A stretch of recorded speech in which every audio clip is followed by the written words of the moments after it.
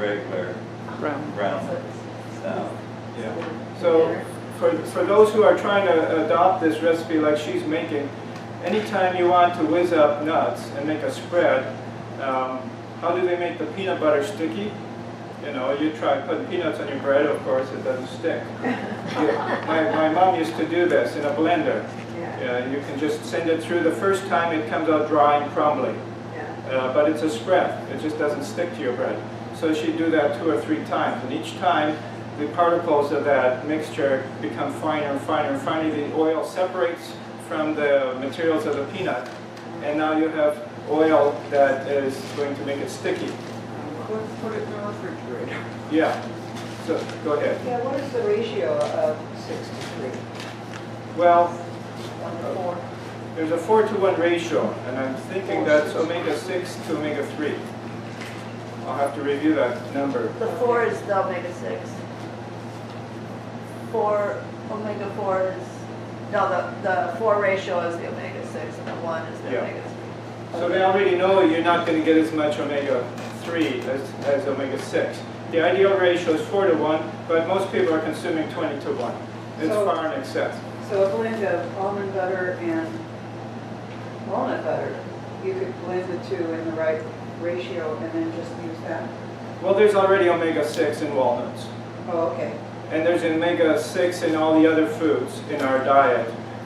So if anything, we need foods that have no omega-6 in them. You don't have to, you can add walnuts, but I'm just saying you don't have to go all your way to create that ratio.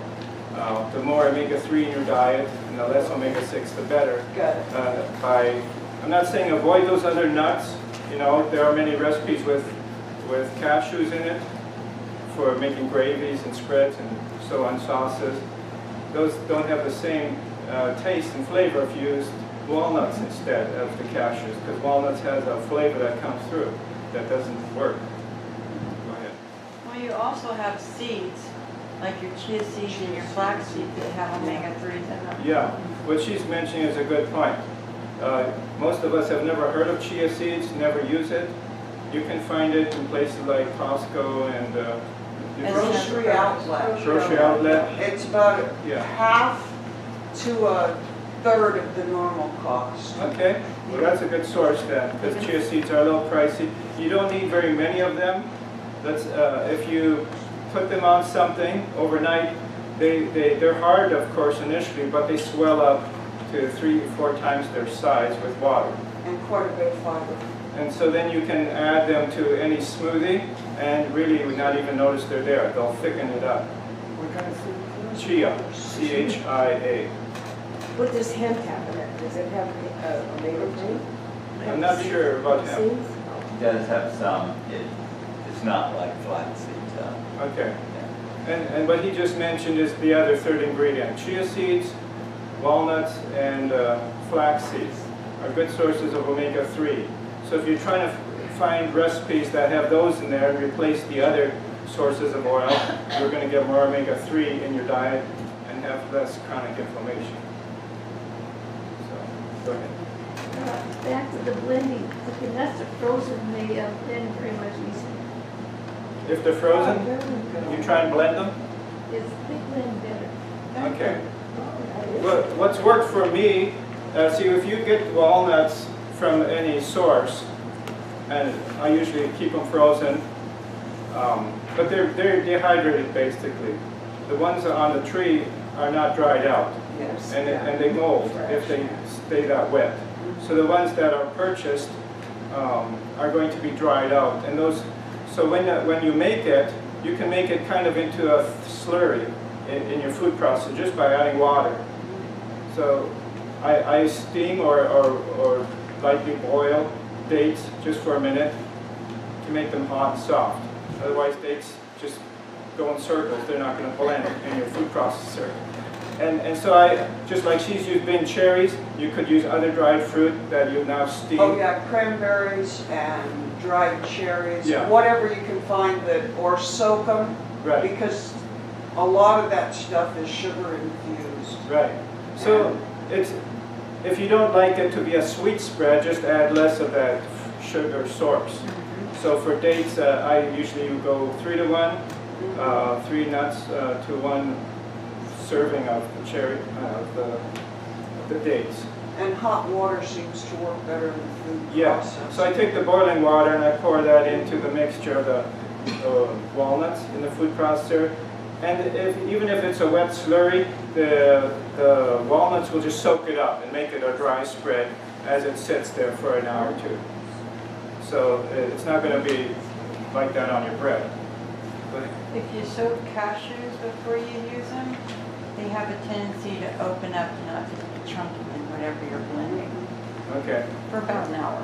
so you're saying soak So- them to improve the creaminess Yeah. so they blend better. All these little tips help. Oh yeah, we're trying to find ways to incorporate the healthier. And sometimes that just means replacing one for another, which is the easiest way. So, okay. The sesame seeds are on that side. Yeah, so if you're adding flaxseed to your recipes, most people, if you've not used flaxseed in your diet, some people choose to grind them in a coffee grinder fresh. If they're in that unground state, oxygen can't get to the oil that's in the flaxseed, and so it's very stable. It can sit in the pantry, it doesn't have to be refrigerated. But once it's been ground up, and you bought it ground up in a bag, then it's best used in 2 or 3 months. It'll be a longer shelf life if you leave it in the fridge or in the freezer. It doesn't hurt it in any way to be that cold. Can you eat too many flax seeds? I pour 4 tablespoons on my cereal. Is that too much? Well, the worst that happens is it gives you stools that are too loose. It gives you like, Unground should be 4 ground. yeah, it gives you, let's say you're constipated or have chronic constipation issues, that should diminish with flax seeds. at When those you eat a lot doses. of chocolate flax cells. Are they high calorie as well, flaxseed? It has oil in it, so I wouldn't call it a low-calorie food, but most people aren't consuming flaxseed in the volumes that we consume nuts. Well, anything high calorie I'm after. Okay, so you can pour flaxseed on just about any food in small amounts and just stir it in. It kind of blends in and turns to, becomes invisible. Like on your cereal, you can hardly taste it unless, you know, you put a cup on, then you'll taste it. But it's a very easy food to add. The benefits of flaxseed is a good source of the omega-3, and you can also reduce high blood pressure with that. How about coconut flour? I don't know much about coconut flour. Well, it'd be the, One saffron. thing with flaxseed is if you don't grind it, you better chew it well because otherwise it looks just the same when it comes out. Right. Yeah. Digest. So what he's suggesting, when you eat the flaxseed that's coating your bagel, it gives you a nice flavor, especially when it's toasted, but it doesn't digest. It's going to be a source for fiber, but it's not going to be a source for nutrition. Like corn. Yeah, so that's why it needs to, chia seeds don't have to be ground, they just have to soak, and then you can easily digest them, but the flaxseed needs to be ground. So I buy mine pre-ground and just keep it in the fridge. And But the chia seeds you can also grind. you right? can, I grind them. Okay. if you want to eat them right away, Right. Otherwise soak them. yeah, no need to grind them if your recipe is going to sit for a while and has liquid in it. And can you soak them in fruit juice? You- They're delicious in fruit juice, yeah. The Yeah. chia seeds are I've really been trying to delicious. find something that I can use fruit juice in, Right. since I don't want to drink it straight. Well, that's the best way to add fruit juice, is not to eliminate the fiber factor. So you can add it to other foods that have the fiber in them.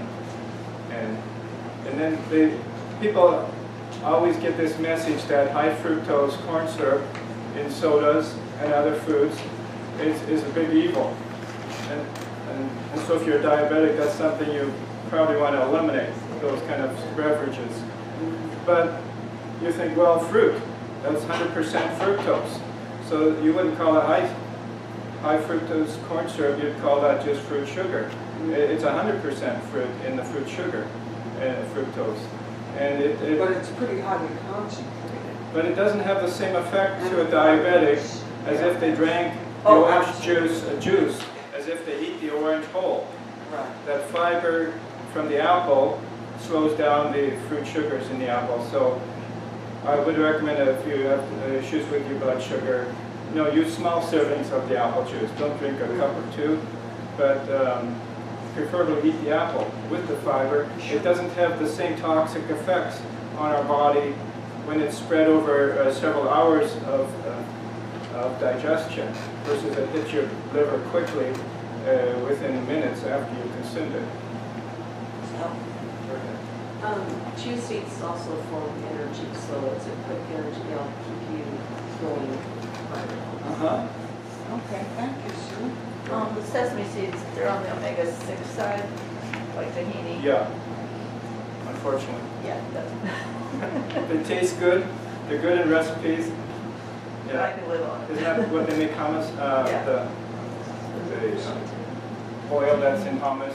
It's a tahini made of the sesame seeds. Go ahead. Chia seed can also be soaked in a little bit of oil and it won't thicken. I use it in water. Okay. Why would we want to put oil in it? Well, they gave it out at the health fair that way, Oh, so it might be some use to somebody. Okay. How So about you come in an hour earlier on Saturdays and do a cooking class? Yeah, that sounds good. With no subject material, just people bring in what works. so we did have a sign-up sheet for a cooking class. Okay. And I think Janet is going to plan for one of these events. And we'll let you know in this class and through emails. I think that's a powerful way to share your tips so that you don't have to learn the hard way. You can learn from someone else's successes. And we got some good recipes from that breakfast we had. That Yes. was good. And the diabetes book has some good recipes in it, especially the hummus. Yeah. I've been adding some of my better recipes to that book, writing in the empty pages. Well, I've never So I had a don't lose recipe that I can't change. Yeah. Well, these are all good tips. So, We didn't get very far. well, it's not about where we get to, it's how we get there. Sure. It's the journey. If we're getting good stuff along the journey, it was worth it. Sometimes I prepare these lectures and I think, well, that'll take 15 minutes. What am I going to do with the other 45? And I realize you guys are just as well a good teacher to share this information as I am, so it's all part of the process. I think we lost our...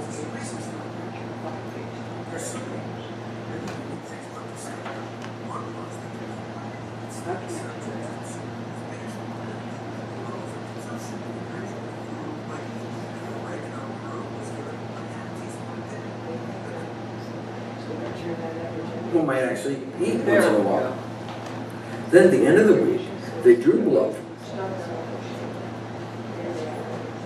All right, just rewind this a minute. Yeah. Is black pepper all that good for you?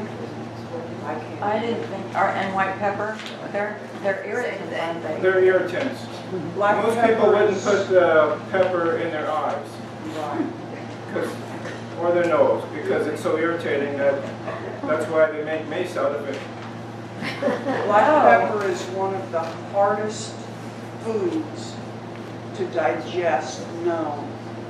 So, Never raised on black, this is just an experience, never raised with black pepper in our home.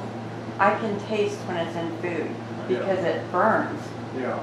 So I'm not saying that all the spices are in that same category. No, cayenne pepper is good for a sore throat though. Right. So cayenne pepper is not black pepper. It's a No. different category.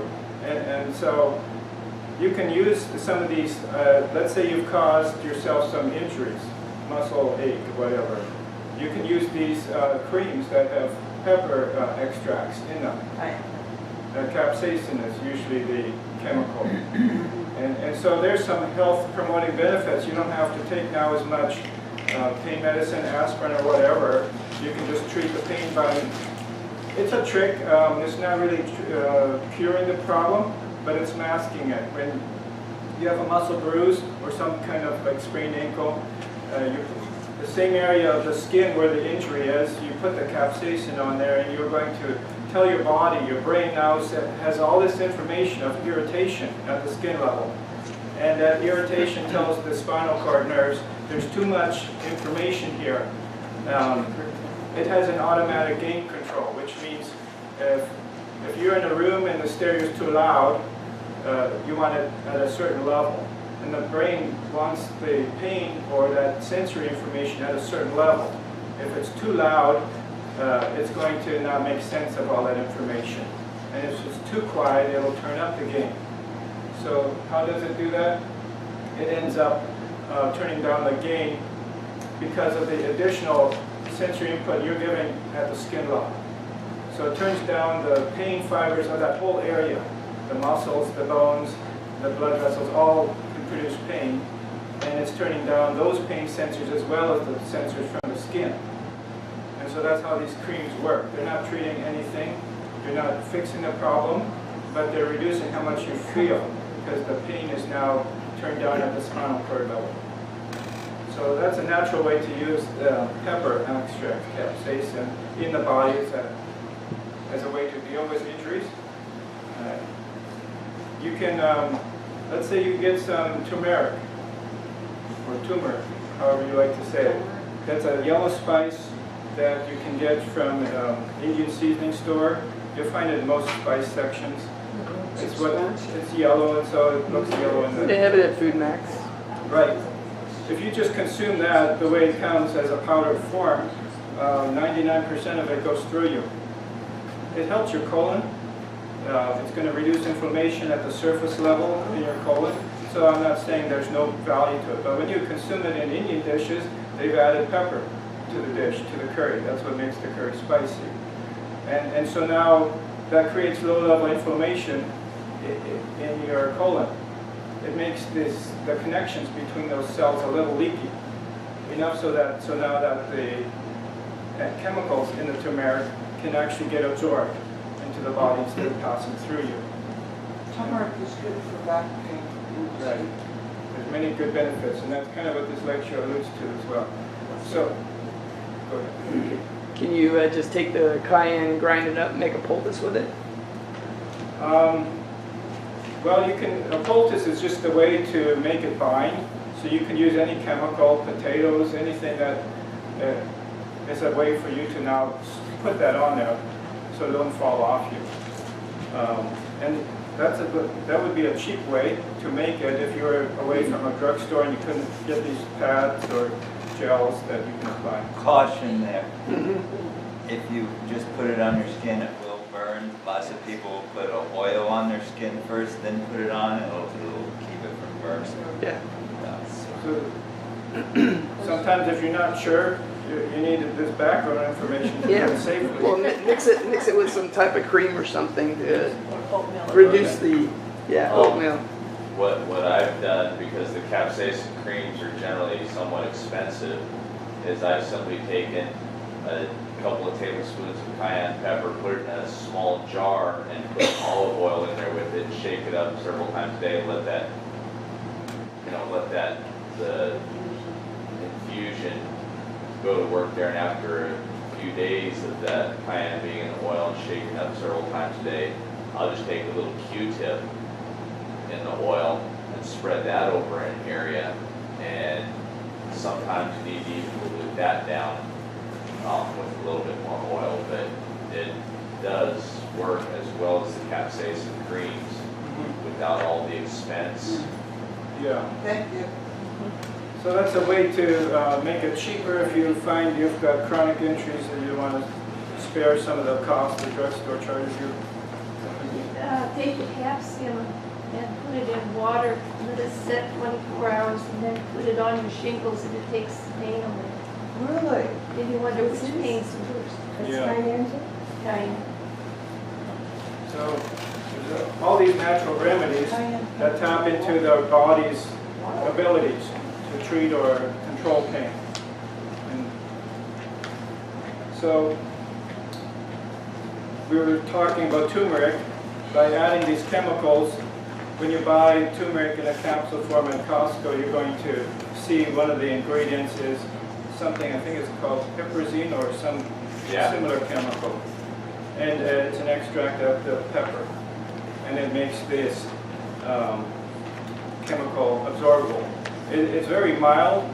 You know, if I eat very spicy food, it's good. I mean, if it's really hot, you feel a burn as it comes out of you, when it goes into you. When it's mild, it doesn't create the extremes. It just makes enough of a change in your colon wall so that this chemical can be absorbed instead of passing through you, this turmeric. Can you use something other than a pepper extract of any kind for the turmeric? I haven't seen any other related thing. I think they require some chemical that creates low-grade inflammation at the colon level. Is it the cayenne and the black, either one of them, that you can use with the turmeric? For the irritant? Good. I mean, is it, I'm asking, can you use either black or cayenne pepper for the irritant? You can use black pepper, like an 1/8 teaspoon. Can you use It's a cayenne very pepper? small amount. They've only talked about black. I've never heard it mentioned black. Saying So cayenne you use a instead. combination, the turmeric and the black pepper. Because I've seen recipes where it's turmeric, ginger, lemon, and a little black pepper. Right. So through the years, there have been societies like in India where they've discovered these herbs and the benefits of them. They don't have refrigerators in those countries, so these spices also preserve food because they slow down bacterial growth and fungal growth. So there's many benefits to those spices, but they have healing properties.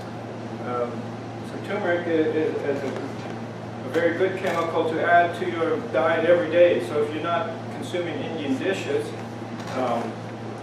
many of their dishes you buy in a restaurant are high in fat because they have creams in them. And so you're going to have trouble trying to lose weight if you're eating out at the Indian store every day.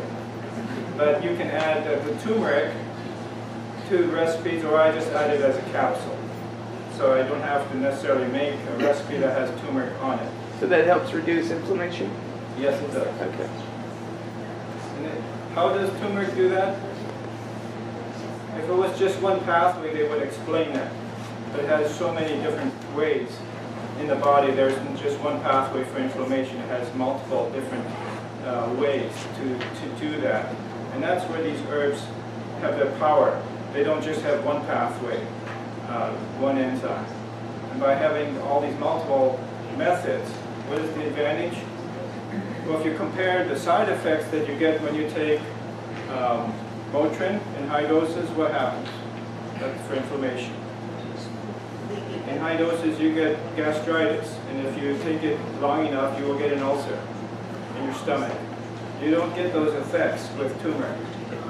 So it's reducing inflammation, but doing it in a gentle way, so that you're not seeing the side effects of anti-inflammatory medicines that you can take as a pill. So we look at it this way, God made a pepper tree, so he made it for a reason. But it's not to be consumed like turning your food black.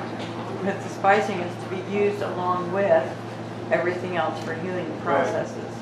If you, like, black peppers overindulge among smokers. Why? Because they can't taste their food, because they can't smell their food, because of the smoky knocks out the smell sense. So all that's left is salt, and because the salt has no smell, that's just at the taste bud level, and spices like black pepper.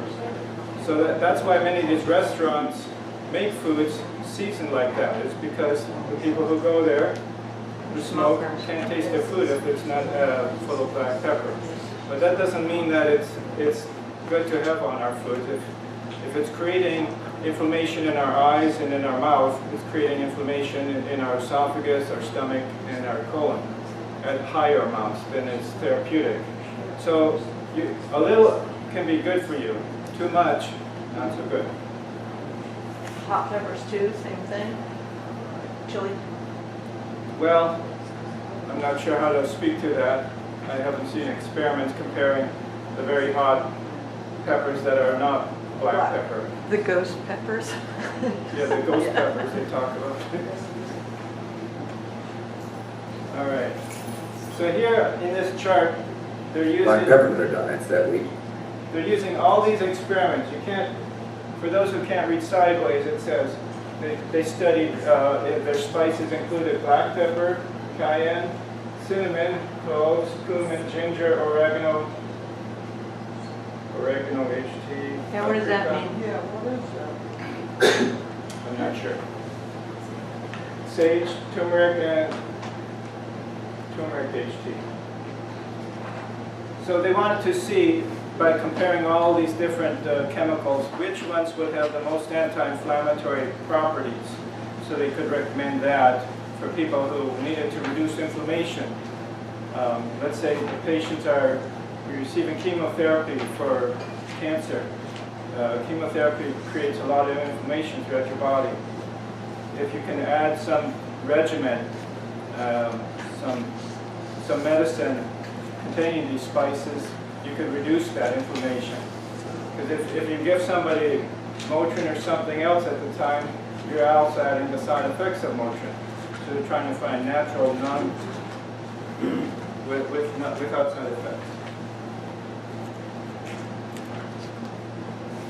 Their blood to the effects of the blood of the dozen on cayenne or cinnamon or cloves or cumin. They had about 10 different groups of people eating about 10 different spices.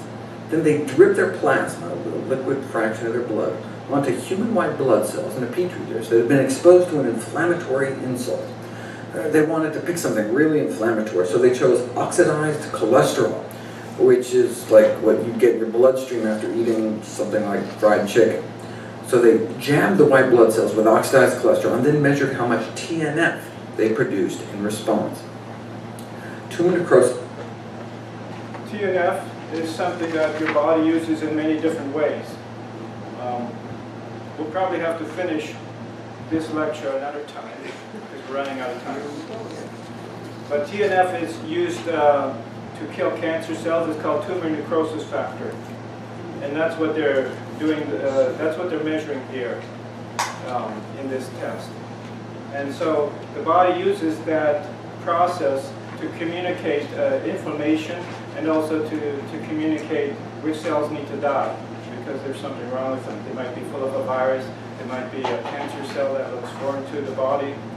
So inflammation isn't just the enemy. For healing to take place, you need inflammation as part of this healing process. For your body to recognize evil things like virus-laden cells, like from a cold, it needs to kill that cell and destroy it and get rid of the virus that's through that process. It uses inflammation to bring that about. So when we talk about inflammation, you want it short term, you want it to serve its purpose, do the attack, kill off the evil of the whatever cell that the body's identified needs to be killed. But then you want it to stop. It's this chronic inflammation that goes on year after year that leads to things like polyps in our colon, diabetes, autoimmune disease. Autoimmune disease is your immune system kind of revved up in overdrive. Instead of calming down, it never calms down. It stays revved up and attacks the body. And so this is all part of that messenger TNF. So we've got a lot of questions. We'll address some of them more. If you want to talk more about other subjects after the class, just hang out and we can talk about more. Let's close with a word of prayer. Gracious Father, there's so much that you have given to us for healing.